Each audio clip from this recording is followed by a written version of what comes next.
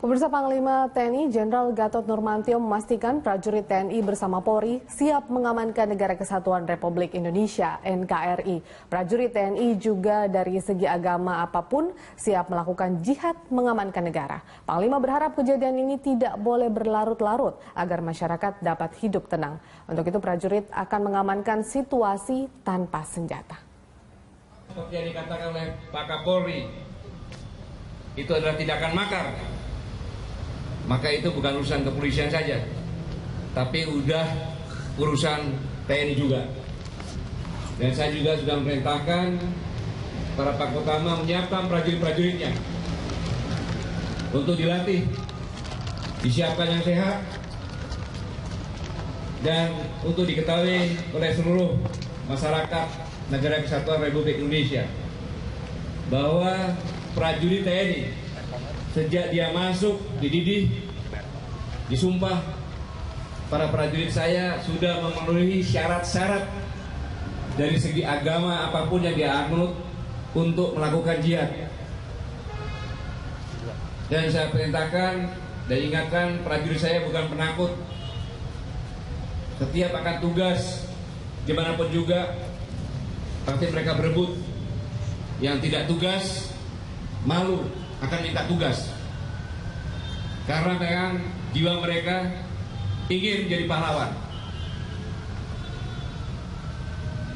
Kejadian ini tidak boleh berlarut-larut yang menghambat masyarakat untuk hidup tenang.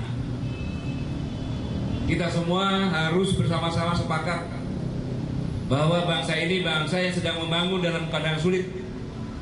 Masyarakatnya harus tenang. Jangan hanya sekelompok, segelintir masyarakat yang tidak bertanggung jawab membuat masyarakat tidak tenang. Untuk itu saya perintahkan prajurit-prajurit saya tidak bersenjata. Apabila ada kelompok-kelompok yang akan jihad bersenjata, kita lawan dengan tidak bersenjata, dengan tangan kosong, sama-sama berjihad. Tetapi saya perintahkan rampas senjatanya, kembalikan. Saya tidak melanggar HAM. Prajurit saya sudah sepakat. Tidak boleh negara ini hanya disibukkan hal-hal yang tidak.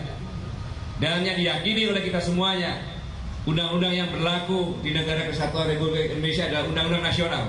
Tidak ada undang-undang lain. Dan saya yakinkan prajurit saya dimanapun juga sudah siap. Dan bersama-sama dengan kepolisian untuk menjaga keamanan, ketertiban, dan melindungi semua masyarakat.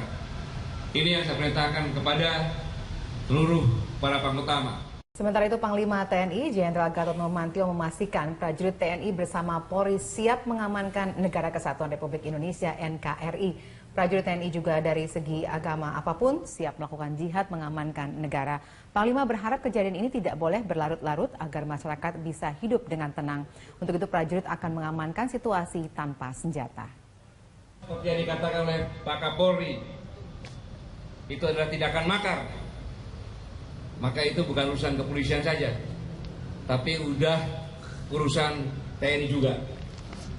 Dan saya juga sudah memerintahkan para Pakotama menyiapkan prajurit-prajuritnya untuk dilatih, disiapkan yang sehat, dan untuk diketahui oleh seluruh masyarakat Negara Kesatuan Republik Indonesia bahwa prajurit TNI sejak dia masuk, dididih, disumpah, para prajurit saya sudah memenuhi syarat-syarat dari segi agama apapun yang dia anut untuk melakukan jihad. Dan saya perintahkan dan ingatkan prajurit saya bukan penakut. Setiap akan tugas dimanapun juga pasti mereka berebut.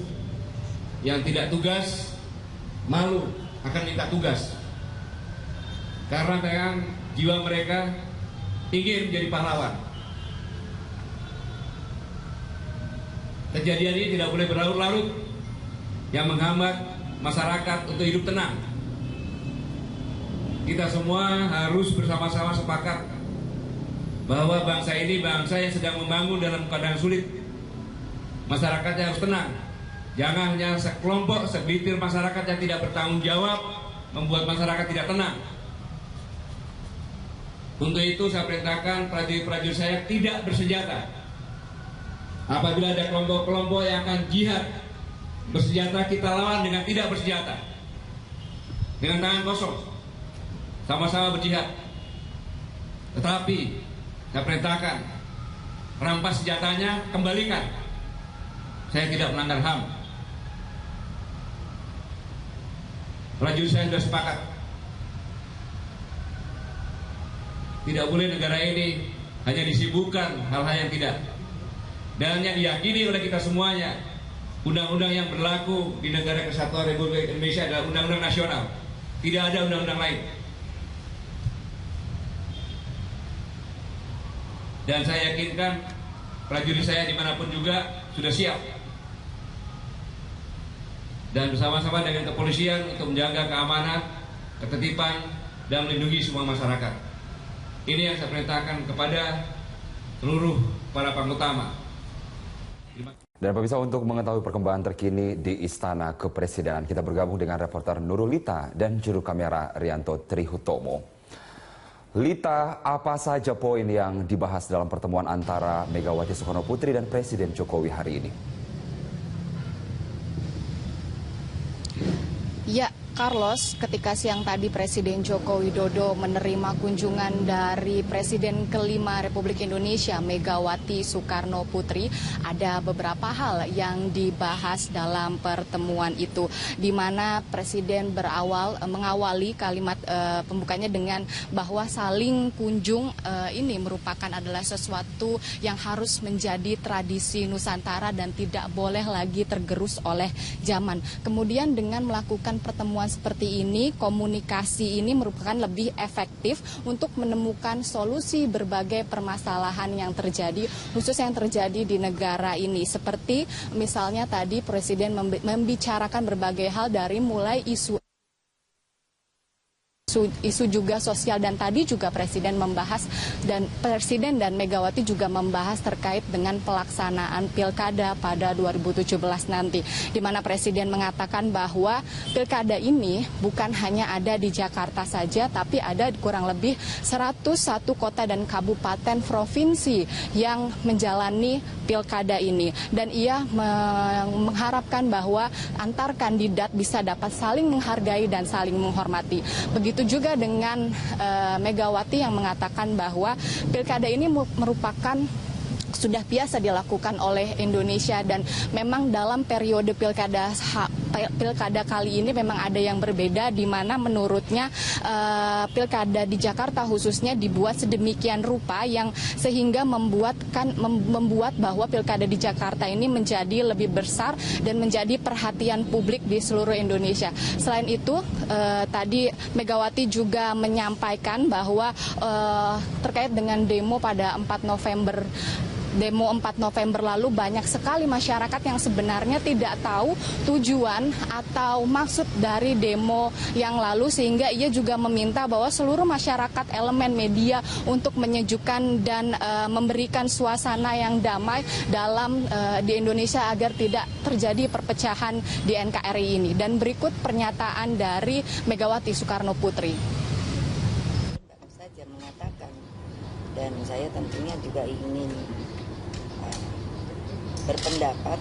Kami tadi sudah banyak berbincang, dan seperti tadi yang Bapak Presiden katakan, kami sering sekali bertemu karena beliau tentunya dengan saya ingin mendiskusikan hal-hal yang pada waktu ini terjadi baik secara nasional maupun internasional.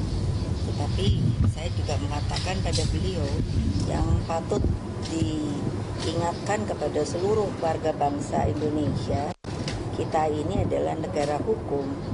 Jadi justru kita punya aturan-aturan yang mengikat kepada setiap warga negara. Jadi kalau tadi beliau mengingatkan pilkada, maka saya juga mengatakan bahwa ya pilkada ini kan sebetulnya sudah berjalan dari sejak dulu. Hanya sekarang ini ada sebuah hal yang menurut saya itu justru dibuat sedemikian rupa yang membesarkan satu pilkada di Jakarta yang seharusnya kita sendiri juga harus menjaga. Dan saya berulang kali meminta kepada media dan pers bahwa jangan juga ikut memanas-manasi.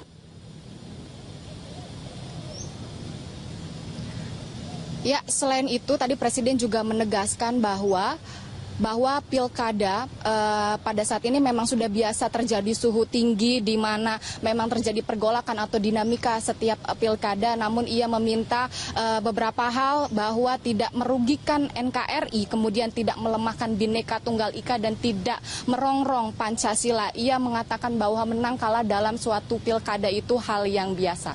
Elis. Carlos. Iya, Nurulita, setelah kemudian kunjungan Ketua Umum PDI Perjuangan Megawati Soekarno Putri, apakah Presiden akan kembali melakukan pertemuan misalnya dengan tokoh dari partai politik lain?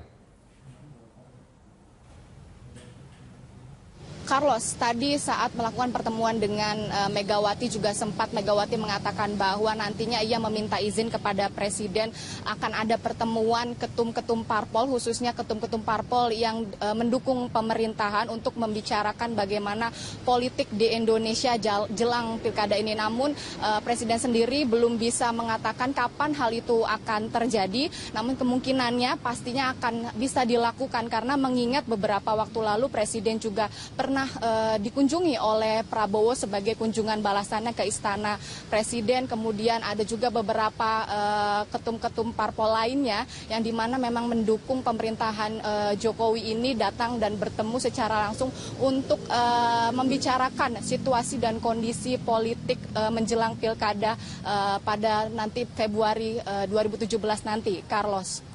Baik, kita akan tunggu kemudian siapa lagi tokoh politik yang akan bertemu dengan Presiden. Terima kasih Nurulita dan juru kamera Rianto Triutomo langsung dari Istana Kepresidenan Jakarta.